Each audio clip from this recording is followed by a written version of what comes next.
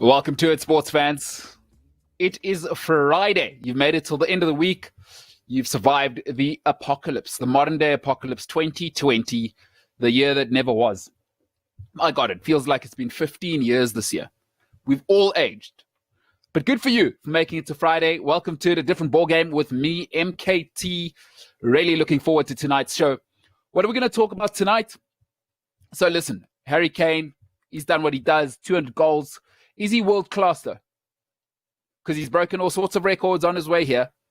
But would I consider him world-class? I'll give you my take on Harry Kane. And then, of course, it is Friday.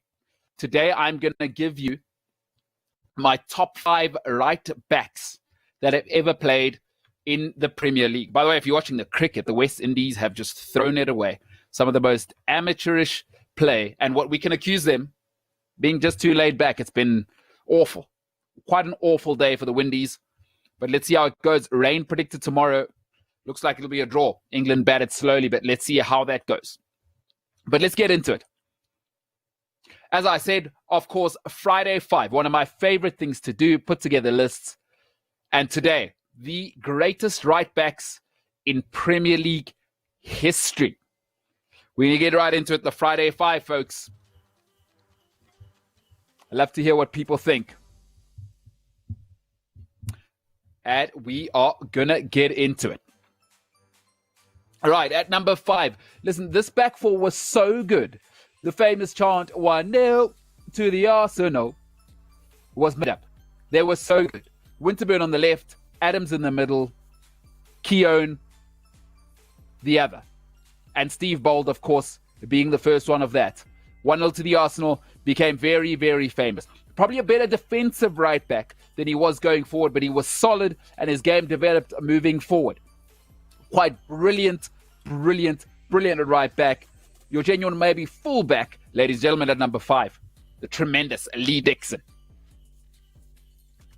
At number 4, listen, a litany of titles. 8 titles, and at a stage, the captain of Manchester United. A reliable, Mr. Reliable down the right, one of Fergie's kids. Tremendous combination with David Beckham. Got to love what he did. He wore his heart on his sleeve. He loved the football club, often targeted by the great Arsenal teams. But he shone through. 8 Premier League titles. His twin brother was in the very same team. At number 4, great career.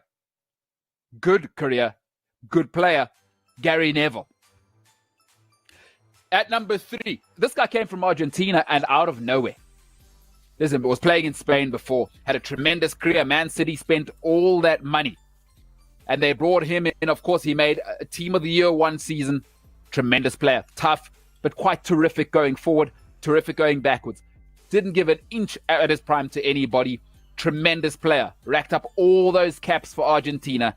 At number 3, the quite brilliant, a real modern day great in the Premier League, Pablo Zabaleta. At number 2, for me, the greatest purchase that Roman Abramovich has ever made. Value for money, pound for pound. The greatest purchase Roman Abramovich ever made. Guy came from Serbia, looked more like a soldier than a footballer. Let's be honest, this guy was an absolute tank. When he came, of course, Carvalho, Luiz was there, and then the great John Terry, of course.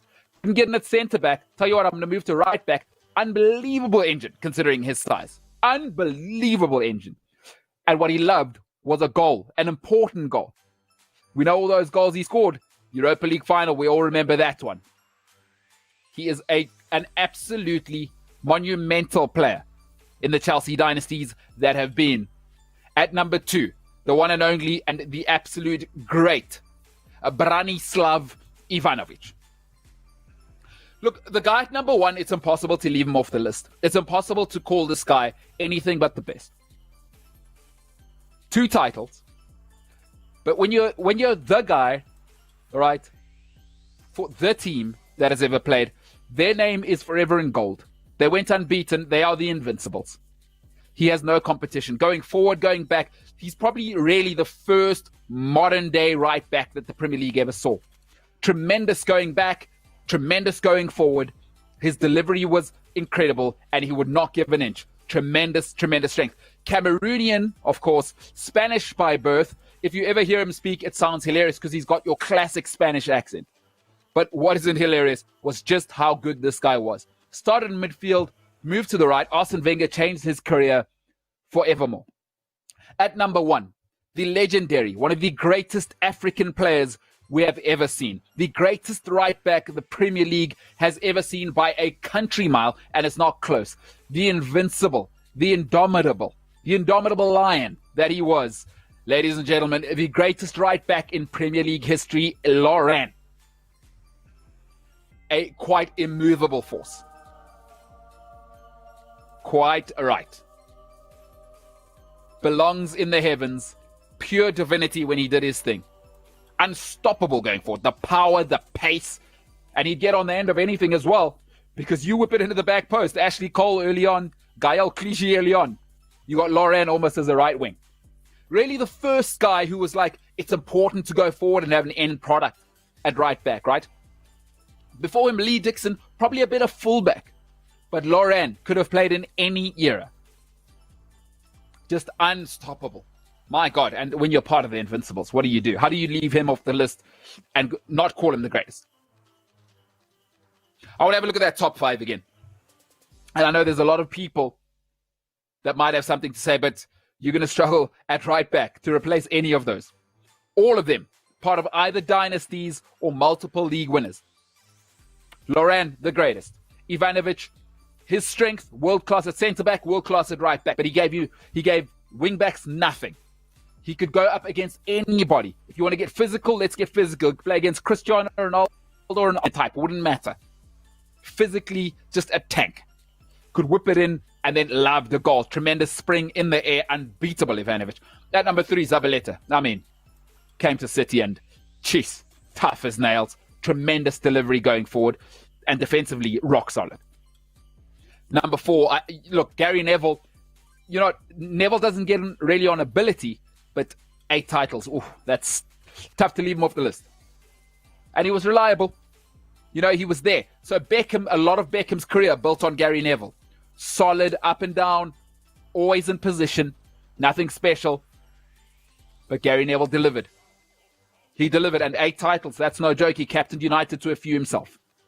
So you got to have Neville on the list. Perhaps not purely for talent. Lee Dixon probably a better player, but when you rack up 8 titles and you're crucial in all of those, can't leave him off.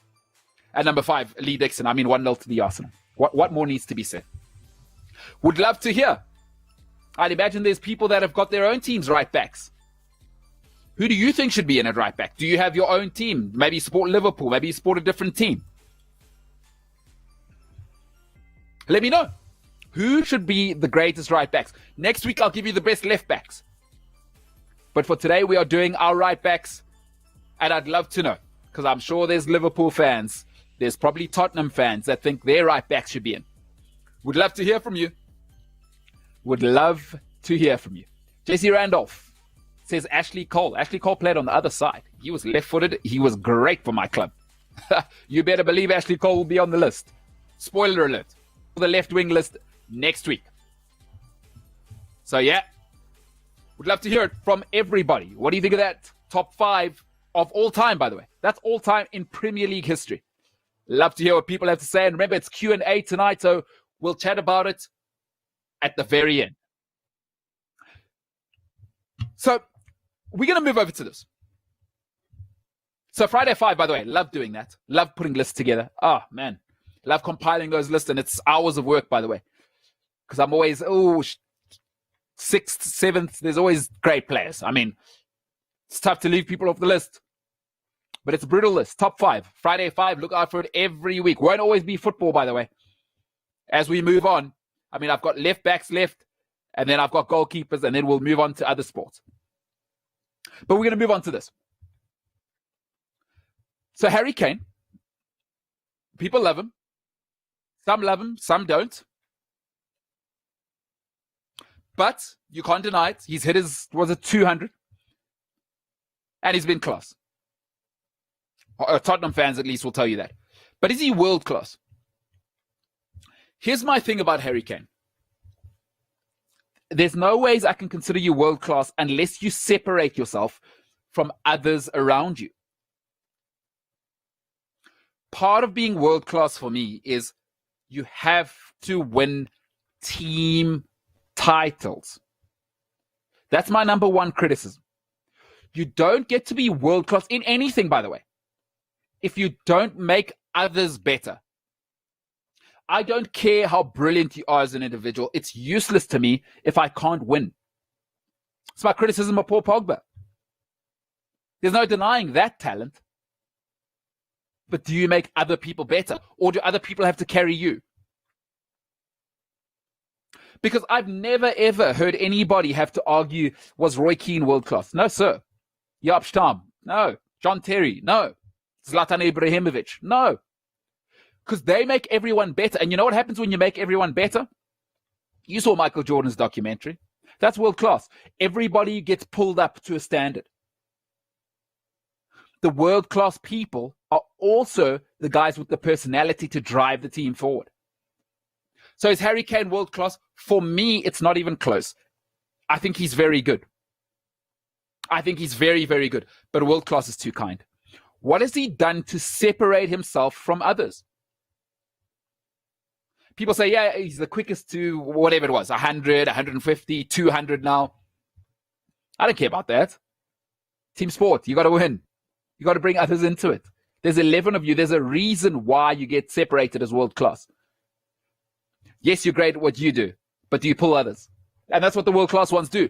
Think of every world-class player you've ever known. They won. And if they didn't win, you very quickly dismiss them. Here's my second thing. If you have to think about it, in any sport, he's not world-class. If there is a conversation, is he, isn't he? Ooh, yeah, I don't know, but maybe his pace, I don't know. Is he always in the right position? Does he take all the penalties? If I have to kind of have qualifiers for you in anything, by the way, cricket, rugby, whatever, work, tech, whatever it is you're in, if I have to have qualifiers, you're not world-class. There shouldn't be a conversation because world-class is certified. World-class is certified. No conversation, no ifs, no buts. Just world-class. And the fact that we're even having the conversation, I don't care how much you support Spurs. Folks, there is a conversation. Is he world-class? And then people say, oh, you just hate Spurs. Look, let me show you a list of strikers. I'm going to show you a list of strikers. These are strikers in the Premier League who with 100 goals or more. Look, I've left off the midfielders because I don't want to really conflict too much of this. So I'll start at the top. For our podcast listeners, I'll start at the top. When I say to you, Alan Shearer, does anybody have to think about whether Alan Shearer was world-class? Premier League title. What did he do? Blackburn couldn't win without him even after they'd spent all that money. Went to Blackburn first season, what happened?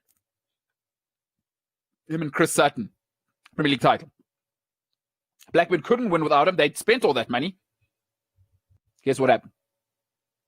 Shearer goes there, they win. Wayne Rooney. Can anybody debate Wayne Rooney was world-class? Do we have to have a conversation about that? There was 3-4 years where it's undeniable. Rooney was the king. 5 Premier League titles. Andy Cole. When I say Andy Cole, okay, 187 goals. Come on. I say Andy Cole. Are you going, I don't know. Oof. All he did was take Man United to a treble and 5 titles. Was he world-class? I don't know. No one's saying that. Nobody in their right mind anyway. And if you do, you need to be taken to a mental asylum. When I say Sergio Aguero, all right, I'm just going to move past that one. Because you should have said, as soon as I said Sergio, you should have been saying, yes, world class.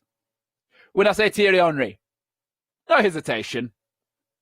When I say to you, Robin van Persie, did you ever have to go, yes, but this, and I don't know about this? No. Here's how good Robin van Persie was. Man United had Wayne Rooney, and they go, you know what? You, Wayne Rooney, aren't good enough to be the main man. We need an upgrade. Even it's my last season. My name's Alex Ferguson. I need you. I'm going to take you from my arch rivals, £20 million. What happened? Premier League title. Top goal scorer, by the way, while I'm at it. New system. First time I'm in a new team. My first season at Man United. What are you going to do? A top goal scorer. That's what I'm going to do. Robin van Persie, no conversation. Harry Kane, I'll come back to. Dwight York, hey, I'm part of the treble thing. 123 goals, 3 titles, Stop it. Nobody's going to deny for those 3 seasons at Man United. We don't have to talk about Dwight Yorke being world-class for those 3 seasons. There's no conversation. If you take yourself seriously, Dwight Yorke was one of the best in the world for at least 2 seasons. In the 3rd season, he slacked a little bit. But come on now. When I say to you Didier Drogba, are we talking about it? Are we, I don't know, didn't have the pace? No. World-class.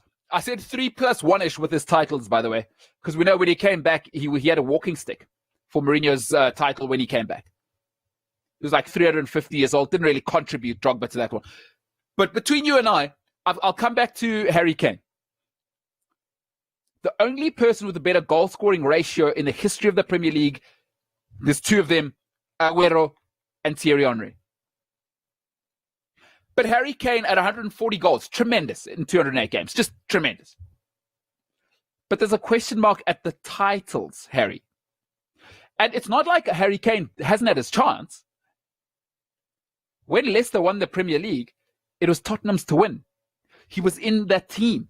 He played the whole season, so don't give me injuries. Couldn't carry them over the line. Alan Shearer carried Blackburn over the line. That's part of being world class. Wayne Rooney drove Man United teams. All right, he had Ronaldo, Tevez, Keane early on, Vidic early on, fair enough. Andy Cole, he was the main man, drove them. Aguero, that great goal, Martin Tyler, that's Aguero's work. Sport is about moments. Henry is Henry. I mean, without him, they don't go invincible. Van Persie, well, I don't need to say anymore. United first season. Harry Kane, what have you done to distance yourself from other people? World class needs to distance itself from Premier League class, local class. And Harry Kane had his chance. Dwight Yorke, biggest moments, what happened? Treble. FA Cup final, yes, no problem. League, no problem. I'll be there the whole season. We're going to win the treble. I'm world class. Put it on my shoulders, coach. Didier Drogba, need I say more? Champions League final, no problem. So when you're world class, you put it on your back and it's no problem. Harry Kane, you had your chance against Leicester that season. I'm afraid until he carries Tottenham to the promised land, I can't call him world class. And for those who say, oh, it's all about goals. Listen, guys, Jermaine Defoe has more goals than Didier Drogba. Darren Bent has more goals than Didier Drogba. Are they world class? It's not just about goals. You must win. Being world class is propelling your team to the next level. Love to know what people think. I know everybody's on the Kane train. Stop it. Get off it. He's not world class until he wins, and he's not world class until he takes Tottenham to the promised land. Because I'll tell you what, he had a better team than Leicester did. Jamie Vardy showed the personality to drive that team to victory. And don't tell me Tottenham didn't have a better team than Leicester. Cometh the hour, cometh the man. Harry Kane disappeared that season. Eden Hazard stuck it in the top corner, and history was made. And Leicester went on to win the title. So, Harry, if you want to be at the top of the game, Premier League title is a must. That's my take. I'd love to know what people think. I bet there's Spurs fans out there that are going mental. You can go as mad as you want. You don't have a Premier League title, and you should have had one. If you had a world-class striker, you would have had one. In those games, 0-0, 1-0. World class. You have Drogba, gets you over the line. Shrugs a defender off. Hits it from 30 yards. Hits you a free kick. Champions League final against Bayern Munich. What does Drogba do? 90th minute. He's up. Bang. Manuel Neuer, no chance. Scores the winning penalty. That's what the world class ones do. Kun Aguero, final moments. We're in trouble. Man United are winning. QPR. Kun Aguero, put on my shoulders. Mario Balotelli, the rest is modern Tyler history. The world-class ones will pick their moments and they will rise. Harry Kane, I'm afraid you failed and you had your chance. World-class, no chance. I would love to know what people think. I would love to know what people think. Harry Kane, is he world-class? Hey, coming up, by the way, tonight is Friday. It is going to be a Q&A session. If you're watching, for everybody watching, put your questions in the comments section. Otherwise, we will have a look at some of those that have been sent in after this.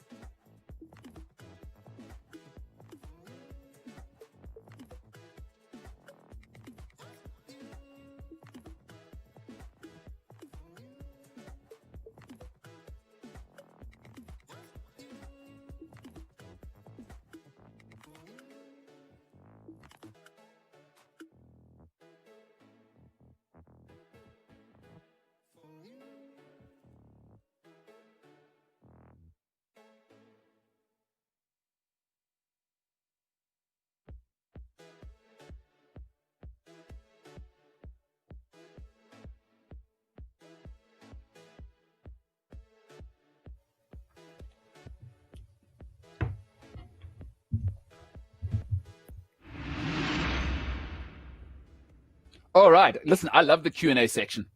Something we thought we'd try out and would last maybe short term. So it's good stuff. Thank you to everybody that keeps sending questions. Let's get straight into it because we've got a couple that I'd like to get to. Try and get through all the questions. Brooklyn Misfits says, when are the Proteas ever going to pick an aggressive opening batsman in Test cricket, a la Matthew Hayden, David Warner, Virender Sehwag? Look, we spoke about it earlier this week. The death of cricket, in particular Test cricket, there's a whole spectrum to it, right? It's not just about the players. It's about picking combinations. So think of all the great combinations in recent Test cricket. Let's not go too far back. Let's think about let's go right to the top of the totem pole. Right? It's Langer Hayden. You need your grinder and then you need your master blaster. Ganguly Sehwag. So Ganguly, will grind it out. He'll see the shine off. But the bowlers can't rest on their laurels. You bowl a bad ball, Virender Sehwag. Hey, you bowl a mediocre ball. Virender Sehwag's trying to hit you for 6 over extra cover. So selection as well. I think we need to look at our selectors and go, are they skilled to understand that you need to pick combinations? And I think that's such a great point that you're asking. Is when you pick openers, it's useless to me if you pick guys that just defend. Because that does nothing in a test match. Because you want to move the test match forward, right? You need the guy who's going to grind them down. Okay, let's say the flashy guy goes out. All right, you have your number 3, and the guy who sticks around, he's got to stick around, see the shine off. But that's a skill. And then ideally, you got to be picking as well. Remember, it's not just about aggressive. You got to look for things like left, right-hand combinations. Because what they do is, if those guys are skilled, they can go and rotate the strike. So these are all skills in selection, and I completely agree with you. What has happened to the domineering opener in Test cricket? I don't know whether the SA cricket setup right now is set up with skilled practitioners to realize how important this is. So Brooklyn, I think you've made a great point. I don't think we have the chutzpah to do it. Number one, at the moment, I just don't think we have the middle order to gamble. So you almost have to go with Elgar and another grinder. Because, hey, Markram's not the guy. Let's not do the same thing we did with AB. We wasted a year of AB de Villiers' career. Could you imagine what AB's numbers would have been if we just accepted, okay, this guy's a number 5, number 4. He's too loose to open in Test cricket. Markram's too loose. Can't defend, not very good at leaving. He wants to feel bat on ball. That's not an opening batsman. So my question, or my answer to you is, I don't think it'll be anytime soon. Because I don't think we've got one. Remember, the hardest job in Test cricket, is being an opening batsman. That's the hardest job. There's no reward for that. All you do is come in and face the best bowlers with the newest ball in the best bowling conditions all the time. It's a nightmare. Will they pick an aggressive opener? I don't think so. I don't see it. I don't think we're set up that way, and we don't have the middle order. Dave, what you got for me? Darren DeLange says, sportsmen don't get paid to be role models. They get paid to be athletes. Too right. They get paid to be athletes. I've always said this. Society, raise your own kids. Stop expecting somebody who won the genetic lottery and put in their 10,000 hours to be like on some moral high ground, right? Stop it. For me, I'm not a moralist personally, by the way, first of all. And then I don't think we should be looking to sportsmen and women on a higher pedal morally than we have for politicians, for school teachers, for doctors, for the people that choose to serve our society. Don't give me the money thing. The money thing is, hey, we live in a capitalist society. There's a demand for sport. There's a demand for warriors. They don't understand that Thoreau's version of what freedom is. They don't understand Kantian theory. So please don't do this. Sportsmen are people who have won the genetic lottery, and then they realize their talent, and they work their backsides off for 10, 15 years, and then they get paid $10, $15 million a year. It doesn't mean they understand how democracy should be set up. It doesn't mean they understand what's best for kids in society. It doesn't mean they understand how we should educate our kids spiritually and what mathematics we should be teaching. Hey, Moms and dads, raise your own kids. Because if you don't, Sportsman will. YouTube will. MTV will. Don't outsource that. And it's wrong, it's ludicrous, and it's asinine to expect sportsmen to be anything but sportsmen. They don't get paid to be moral, they get paid to be sportsmen. And we can admire things like discipline. We can admire certain things. You can cherry pick attributes. But you don't sell the whole ranch. You don't bet the whole ranch on them. That's your fault. It's not their fault. They didn't ask for that. When you're a politician, when you're the president, you ask for that. They even call you the number one citizen. Citizen number one. Your job is to help the society. If you're a sportsman, your job is to entertain. Simple as. Can't say it enough. Raise your own kids. Dave, what you got? Ndogozo Majozi says, Bowden Barrett is the best number 10 in the world. Ndogozo. I want to say I respect your opinion, but I don't there. That is ridiculous. So for me, I've just said it with Harry Kane. I've seen Bowden Barrett now with 2 opportunities to lead the All Blacks. So you can't say his team wasn't good enough. Stop it. It's the All Blacks. He had everything. He had Kieran Reid. He had Whitelock. He had all of them. He had it all. He had Hardy Surveyor. I mean, come on now. Good Hugh. But I've seen it twice now. In the biggest moments, he froze. British and Irish Lions, he missed 6 kicks in the second last game. And then in the drawn game, he missed like another 6. 6 points, excuse me. Can't do that. He crumbled under pressure. And then once the British Lions figured out, oh, all this guy can do is run on the inside shoulder of a fly half. Oh, there was the number 6 waiting for him every time. Okay, now what, Bowden? Where's the tactical kicking game? Well, the All Blacks, maybe we go play in their 22, we play in their half a bit. No tactical kicking game. Oh no, they figured you out. You're in a bottle now. No plan B. How can you be the best or fly over the world if you've got no plan B? And then if you think, okay, that's anecdotal. What happened against England? Same story. Eddie Jones figured out, okay, this guy's a gadget guy. All he wants to do is run at the line. Bowden. Now they've got 2 open side flankers. Every time there's a breakdown, every time you make the break away, so you might get away once or twice, but you get away, what happens? Turnover ball. Not good enough. Okay, it's England. They're playing well. They're defending well. The pack's not domineering on your side. Tactical kicking. Let's turn them around. Let's go play in England's half. No tactical kicking game. Let's distribute. Let's maybe go run a little bit deeper. Let's change the game plan. Let's play off 9 for a bit. No leadership skills. Never has Daniel Carter run out of plans. Stephen Larkham never ran out of plans. And when the big moments came, you remember Larkham. Hey, we're South African. We remember what Larkham did to us in 99 with that drop kick. Big moments, big players. Bowden Barrett's had 2 monumental failures, by the way, as the king of the lot. British and Irish Lions is all Bowden Barrett's fault because he kicked the points kicks the points in the second one. That last test, don't worry about it. Hey, 2-1, we don't care, or the draw. Missed 6 points. That's all she wrote. Can't have it in Ndogozo. I'm sorry. Best fly off in the world. You are dreaming. Mwanga has the full game. Dave, what you got for me?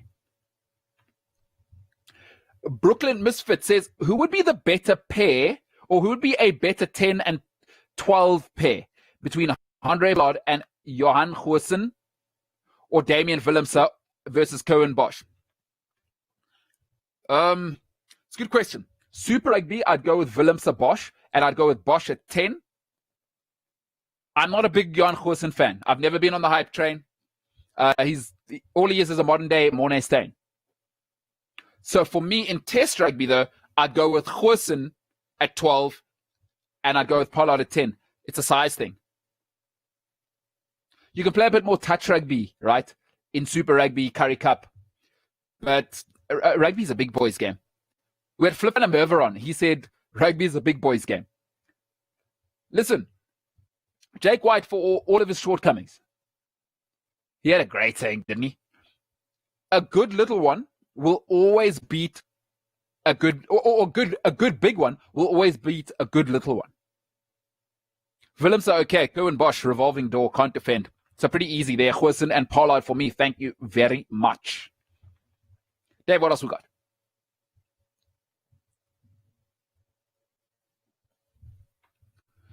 Shimi Murakure says the reason for FFP, that's financial fair play in football, is not about parity, but rather to protect wealthy owners from drowning a club in debt and walking away, leaving them in their own debt. Take the example of Anzi Makalalalach. If you don't know, of course, they are a team that made Roberto Carlos and Samuel Eto'o the highest paid players in the world in Russia, for example. And then the owner left and it was a bit messy. Here's my thing about that one, is I don't know why football thinks it should be special in a capitalist world. Businesses collapse all the time, all right? We have a framework, we call it corporate governance. If people do that, let's set up boards and we punish those people with prison sentences and we blacklist them from the world. Because that's what happens in the corporate world, right? So let me give you an example. We're talking like we have to reinvent the wheel here. These things already exist, people. These things already exist. It's called the MLB. It's called the NFL. It's called the NBA. I'm not asking you to all of a sudden go and prove the existence of God. I'm not asking for you to go and set a bush on fire miraculously and tell me, or try and fit every animal on the planet 2 by 2 on a boat. That's not what I'm asking for. They already exist. I've seen it in the Major League Baseball. They have a strong commissioner. Roger Goodell in NFL sets all the rules. Every billionaire understands these are the rules. You break those rules, you're out. So what you're really saying about the FFP is that UEFA are the problem. Get the rules straight. And if people don't comply, right, you punish them. So the problem is not Man City. So this is an issue with Man City, right? The problem's UEFA. Your corporate governance isn't good enough. Don't blame the billionaires. You blame the system. So UEFA must get their house in order. I'm not going to have it. Don't tell me about putting debt on clubs. Listen, that's why you have people that must corporate governance. Keep a close eye on those things. But what I don't have, and what I won't have, is I think financial fair play is stupid in football. Unless they do it my way, right? It's stupid unless they do it my way. Is every club has to renounce every player and then we start again. Because otherwise, with financial fair play, the way it's set up, nobody can ever break the top 3 in Germany. Bayern Munich are going to be miles ahead because it's based on revenue. So what I said is financial fair play. Scrap it for 5 years while you figure it out. But then what you do is every single club in the world, hey, Leicester, do you want to have a billionaire owner? Go and pitch in Saudi Arabia. Go and pitch in Qatar. Let's have fit and proper persons tests for them. And if you want to have a billionaire owner, you've got 5 years to get your revenues to the max. Because in 5 years' time, we start financial fair play. Hey, Newcastle, you want to go bid in Australia? You want Rupert Murdoch to own you? Great. Get out there, pitch yourselves. Like any business has to do, go look for investors. But in 5 years' time, the gate is coming down. You can't impose it like that. Bayern Munich, Manchester United, Chelsea, they're so far ahead. They're so far ahead. So there is no parity in sport. Or in football, anyway. In the NFL, there's genuine parity. Every team has the same revenues. In football, they don't. Chelsea can spend more than Burnley because it's based on revenue. Man United can spend more than Arsenal because Arsenal are they're a dead club. So they haven't had Champions League football for like 400 years. So listen, guys, I don't care about the debt thing. Get your corporate governance right. That's not the billionaire's fault. The billionaire's job is to come and innovate. The bureaucrat's job is to legislate that space. So for me, I don't care about billionaires doing that. I care about UEFA being strong enough to go, hey, that can't happen. And we've got the tools to say, you're going to jail. Not what happened to Man City. If they were serious about the Man City and there was a problem, somebody needs to go to jail for that. But UEFA needs to step up. What you're really saying is UEFA are a joke organization, FIFA are a joke organization. That's what you must be saying. You're saying one of two things. Either Man City did nothing wrong, or UEFA are a joke organization. Can't be both. For me, get your corporate governance right, get the governments on board that if people transgress, we have the power to send them to courts, and somebody's got to go to jail. It's business, baby. Lots of businesses shut down. Why should sport be immune to that? Why? It's business. 90% of businesses in the world shut down. That's a real thing. 90% of businesses go defunct in the world. Real story. So I don't agree there with Shimi Murakure. So we're going to take more questions. And please send in all your questions and I will answer what I can. Senzo Sitebe says, what do you think about New Zealand not wanting South African and Argentina rugby teams in Super Rugby? Love it, by the way. I love it. Number one, and I'll say it and people will say I'm crazy, get rid of international rugby. The only international rugby we should have is World Cups. Get rid of end of year tours, get rid of the rugby championship, get rid of it. Why? There's a marketability cap on it. You can't make money off international teams. You just cannot. There's only so many fans. There's only so many games a year because it's a secondary product. The main product is Super Rugby. So for me, rugby needs this jolt. Rugby needed to be forced to change. Rugby needed to be forced to say, how do we become more profitable? The All Blacks are not that profitable. The Springboks are not that profitable. English rugby as the international team. There's only so many games you can play a year. And to be honest with you, listen, to draw international lines is such an 80s thing. It's such the 1500s. We're not at war anymore, people. There's no profit in. I support Chelsea Football Club more than I support the Springboks. I'm more passionate about Chelsea than I am Orlando Pirates. So it's a global world now. Get it right at the club level, because that's how the local stuff is where you really get the groundswell. You can't get a groundswell for the Springboks.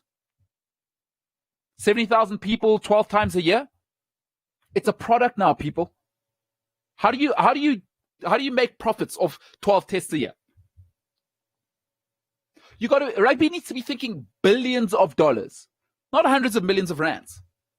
And this is brilliant. So for me, it was becoming a diluted product anyway. I don't know what Argentina were doing in Super Rugby anyway.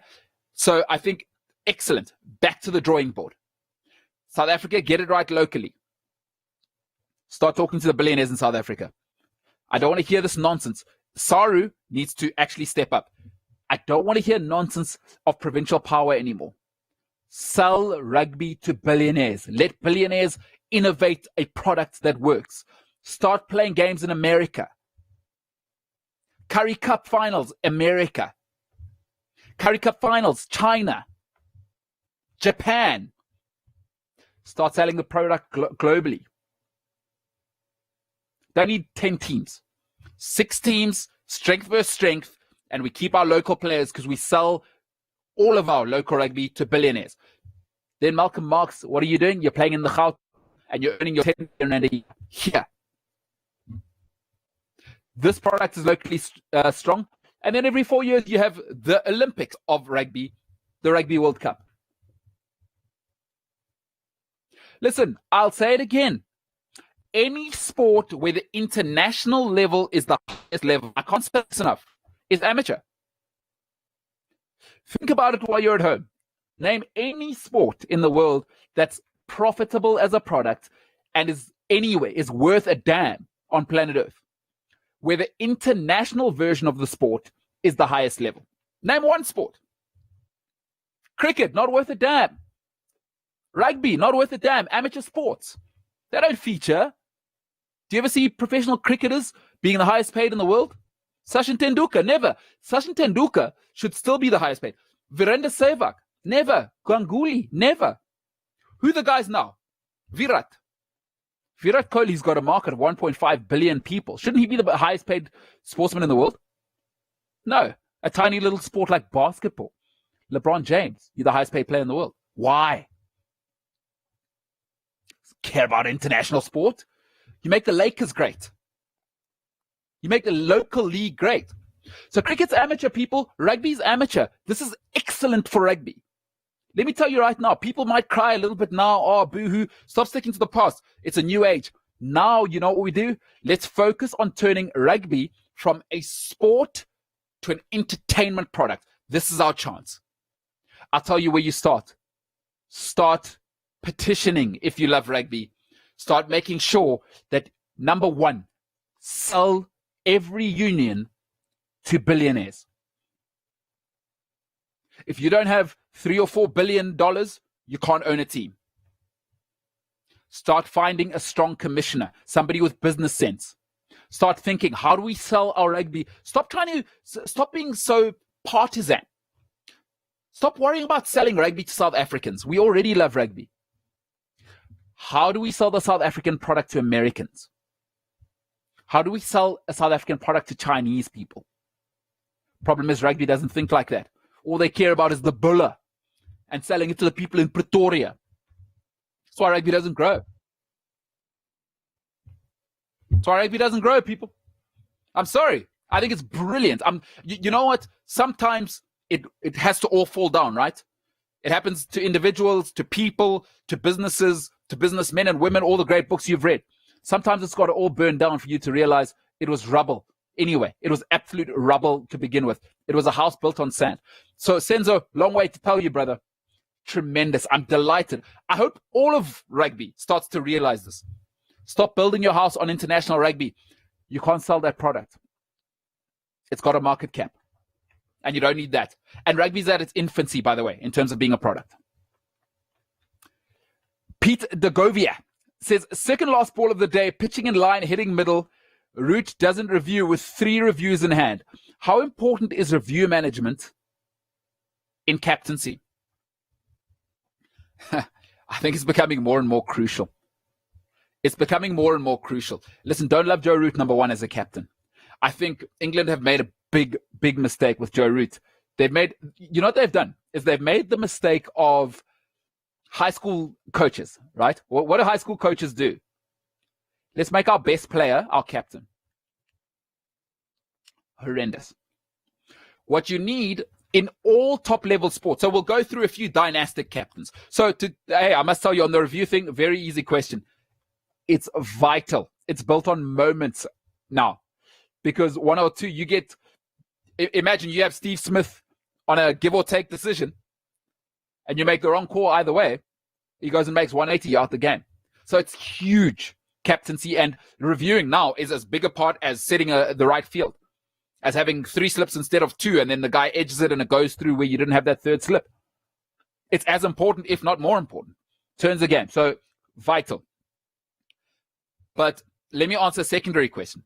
I think England have made a mistake with Joe Root because they've gone with the best player instead of the guy with the chutzpah, right? The balls, the kahunas to take the dressing room by the scruff of the neck. Let's look at the dynastic captains in cricket, and there aren't many. New Zealand had one because New Zealand were basically a university team, and then they had Stephen Fleming. Captains mustn't care about being loved. They must care about winning. They don't care about being popular. Graham Smith, Alan Border, Ricky Ponting, and I believe the greatest captain cricket's ever seen, Steve Waugh. None of those are popular figures. There's not many South Africans who had time for Graham Smith. What's his record in the end? He said, Coach, you can do the coaching. I'm going to run the dressing room. So with Joe Root, he's not the guy. And I don't know what it is. I think England made a mistake by not making KP captain. Andy Flower went on to do all right, though. But I think KP should have been captain because he doesn't care about being popular. He cares about winning. Captains don't have to be liked. And I prefer it if people don't like the captain. But if it's Roy Keane, yes, sir. What are the standards? He sets the standards, both in performance and off the pitch. So, for me, vital. And I think, mark it down now, I think England have made a huge, huge mistake with Joe Root. Dave, what you got for me? Ndumiso Masango says, what do you make of City being cleared by CAS, and have they undermined FFP? So on a personal level, we kind of just got into it. On a personal level, delighted. Delighted with that City got scrapped because I think FFP is stupid anyway. So we had a question earlier from Shimi Morokure. He was saying owners shouldn't straddle clubs with debt. And we understand what's happening there. I don't really want to get into the why that's bad because you get Rangers in that sense. You get Portsmouth in that sense. You get Anzi in that sense. And some may say you get Arsenal. Arsenal, Rangers, and Portsmouth in waiting. No, to be honest with you, I think it's fine because FFP is stupid anyway. FFP is stupid anyway because FFP isn't here to make teams more compliant. FFP is here to crystallize the powers that are already in charge. So I like it for that reason already, that it's dumb anyway. Number two, I'm glad because it exposes UEFA for what they are. Frauds. Frauds. They have no power. They have no power. And I was just telling you now, there's no sport in the world where the international bodies are the most important, where it's professional, right? And they're being eliminated. The Premier League are more powerful than them. Listen, there's a chance the Premier League are going to punish Man City. By the way, a lot of people may or may not realize this. There's another investigation. The Premier League are having their own investigation because they have what's called a fit and proper persons test. A fit and proper persons test. So that's happening right now. So Man City, look out for it. So for me, tremendous on two fronts. Man City, they've got the money. I love it. If you've got the money, let's do it. And then number two, FFP is stupid.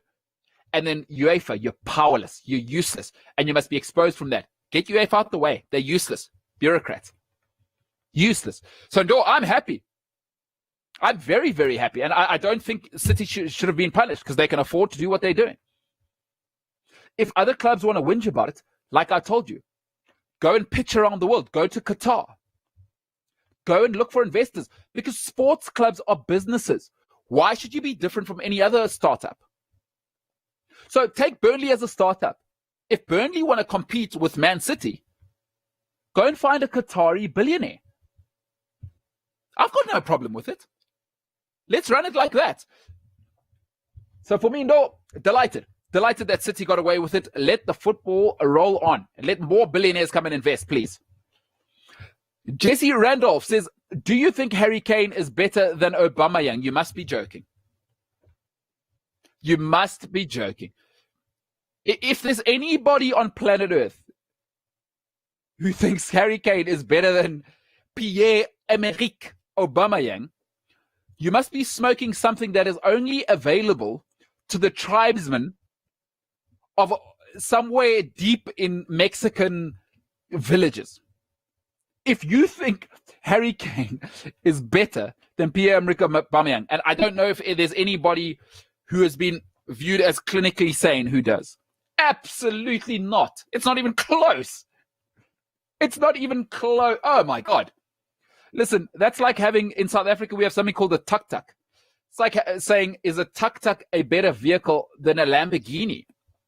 No. Harry Kane is, it's disgusting to even put Harry Kane in the same conversation as Pierre-Emerick Aubameyang. It's disgusting. It's asinine and it's silly. Absolutely not. Absolutely not. So to answer your question there, I do not, by the way. If I haven't been clear, I don't think Harry Kane's world class. I do think Pierre-Emerick Aubameyang is a different story. So no, Harry Kane, sit down. Senzo Sitebe saying KP was captain and he was rubbish at it. Listen, Senzo, I agree with you in a context. You know what happened though is the captain needs the support of the leadership. If you think back to when KP was captain, what happened? They really didn't have other options, and at the time it was almost forced. It was like, who's our best player? It's KP, and they had weak leadership at the time. And when you're the leader, right? When you are the captain, you have to enable the captain as the leadership. So in cricket, the leadership is selectors and coaches, right? If they don't say, hey, this is your dressing room. Remember what happened to Graham Smith? He came in here and all of the public were against him. So you think KP had backlash from the English media? Remember, we have short memories. You know, in psychology, there's something called recency bias. We're generally biased to what's happened lately. When Graham Smith came in, was there a more hated man in SA cricket after a year? Because we're a conservative society. Graham Smith was probably made to really go and captain an Australian team, wasn't he? Brash, talking big. He went to Australia, faced the media, talked smack, chased down their star players. You remember that? Everybody in South Africa didn't want Graham Smith. KP tried to do the same thing. The English media got on KP's back. I mean, how many stories were coming out the dressing room that guy didn't like KP? How many stories were coming out that KP was chilling with the South African guys? Remember, they didn't back him. So you can't say KP was the captain. He was the captain on paper. But there is no captain who can work in any sport, guys. If the coach in cricket, if the coach and the selectors don't really back him. And then, of course, where you need to back him. And especially we know that there's nothing more savage on this planet than the UK media. When the media came for KP, who defended him? Nobody. Nobody defended him. Not his own players, right? There would be a lead in top level sport. There's a leadership core or a leadership group. Nobody defended KP. He was a man on an island on his own. How is he supposed to lead? So I don't think KP was rubbish. I think his record was rubbish. Had he been given 6-7 years, you don't know where he would have taken it. You don't know the types of standards he would have set. So I would agree his record was rubbish. I don't know if KP would have been a rubbish captain had he been afforded 6-7 years. So I'd have to agree with you on his record, Senzo, but I can't say I agree with you long term. Liam Beck says, if this test goes to a draw, who do you back in the last match? Also, is Curran in the team if Anderson, Broad, Wood, Archer are all fit? If it goes to a draw, unfortunately, the West Indies are out of it. See, this is what we've seen is that lackadaisical side. The lack of professionalism. Listen, when things get dull, it gets dreary. And then you've got to be a professional. Your true character will come to the fore. Being professional is boring. And the natural West Indian way, I hate to sort of stereotype people, but these guys are laid back and they're cool kind of characters. Being professional is boring. And we've seen in this test match, for all of their effort, for all their togetherness, it's going to take some time to brainwash people to be professional. Take those extra 500 catches at practice. The extra sessions, the fitness sessions. Because the drop catches, you saw the run out today at the bowler's end. I can't remember who that was. These are all little things. Shannon Gabriel at the bowler's end. These are all the little things that the West Indies, they probably need to work towards. Where everybody's professional, being laid back and being cool isn't important. Do the right things. Be professional. Keep that intensity. Is it a fitness thing? Is it a mindset thing? So these are all things that Holder and Simmons will need to work in. I think the West Indies, if they draw this match, I back England because they're just more professional. You know, in anything, if you give it time, you give it length of time, the more professional team will always come through. And do I think Curran must be in the next team? I think Curran should be in the team anyway. Because Curran is the one guy who gives them a bit of grit outside of Ben Stokes. Everybody else is very nicey. But Curran's your hardcore cricketer. And I think they're missing that. He's got a bit of character. He gets stuck into you. Can bat and bowl a bit, but he's got a bit of that. And I think he's a better bowler than Ben Stokes. And then he gives you that fight. So for me, I'd probably leave Wokes out. I think Archer's got to play purely on talent. And if he's not spitting in everyone's mouth and trying to get coronavirus into the whole of cricket around the world, if he can just stay away from his girlfriend for 10 minutes. Hey, maybe get in your car, put in the right coordinates just to go to the stadium. If Archer can do that, I'd have him back. So for me, I'd drop Wokes, and I think, yeah, I'd go with him. You know who I would drop? I'd probably drop Broad for good, and I'd go with Anderson. Because Anderson's better than Broad. I think they're both mediocre. So that's my answer to that. Curran absolutely in the team. Yeah. So that would be my thing, guys. I'd have Curran in the team. We'll take one more, and then, folks, we'll let you enjoy the weekend. And, of course, big FA Cup football coming up this weekend. Jesse Randolph, do you think the future do you think that the UFC MMA will be the biggest sport in the next decade, or will football still dominate? I think football will still dominate, purely for this reason. Not everybody in the world can get in a cage knowing that another human cockfighter is going to kick you with his heel in the face. I would say less people are likely to be that way inclined than kick a leather ball, right? Whether surely by force of numbers, whether you're fat, thin, tall, round, whatever it may be, whatever shape you are, you can play football. Not everybody, number one, physically can actually figure out 10 years of MMA, because you kind of see people step in the cage. You think, oh, that guy just started yesterday. Masvidal's been in the game 17 years. All of the guys that take chances. Look at Ronda Rousey. Ronda Rousey's a good example. Judo Olympian medalist, right? Olympic medal, US champion. They figured her out in 4 years. So there are very, very few people that do jiu-jitsu anyway, that do mixed martial arts in the world anyway. And then you have to have the mentality to say, okay, I'm not just doing jiu-jitsu now. Now I'm going to take an elbow to the jugular. How many people do you think want to do that? And then you're only going to pay me $2 million every fight. Instead of, let me go play football, £8 million a year. What you going to pick? You're going to be watched. Listen, people think that the MMA is like the biggest thing in the world. Stop it. It's not. It's getting big audiences, yes, because we're all for a little bit enamored by the warrior thing.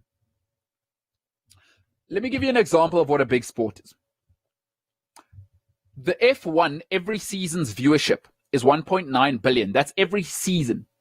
Every season they get 1.9 billion viewers across the globe. Every weekend, the English Premier League gets 950 million viewers. So my answer to that is absolutely not, just by weight of numbers, just by weight of participation. What mother do you think is going to say, hey, Johnny, hey, Michelle, I'm going to go drop you off with your coach so you can get elbowed and break your eye socket at the age of 6? What mother do you think is going to do that? But football, safe for everybody. Everybody can play. And you know what? There's a cap. There really is a cap to MMA's entertainment. Not everybody's got bloodlust. Not everybody has bloodlust. Quite frankly, I don't think MMA will ever get as big as boxing. There's more of there's more of an art form to boxing. And more people can do boxing than they can get in a cage and have Conor McGregor kick you in the spleen. Ladies and gentlemen, to all of our viewers, thank you so much for this week. It has been awesome. To all of our questions, to all of our viewers, remember, be a friend, tell a friend. We're trying to change the sporting landscape, by the way. Cliff Central in collaboration with Big Shot Media. We're tired of the same recycled lines, recycled questions. We want the world of sports to change. It's going digital. Be a friend, tell a friend. There's a new show in town. We want to be the hardest working. We want to be the best show in town. Not the biggest, the best. Because if we're the best, we can be the biggest. Remember, the biggest isn't always the best. But being the best can make you the biggest. So, and without fans, without all of you guys sending your questions, sharing with us, it is impossible. Next week, I can guarantee you we have 2 blockbuster interviews locked in.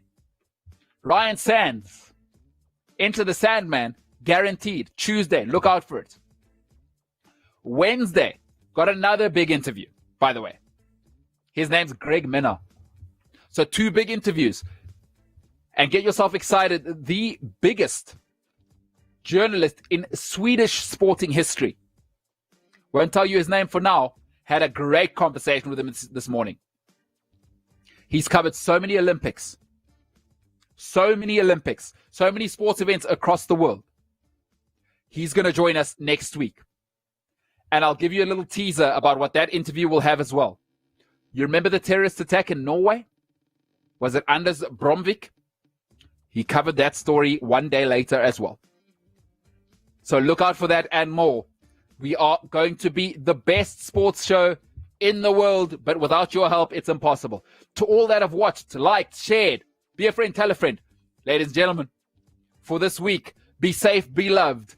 It has been a different ballgame.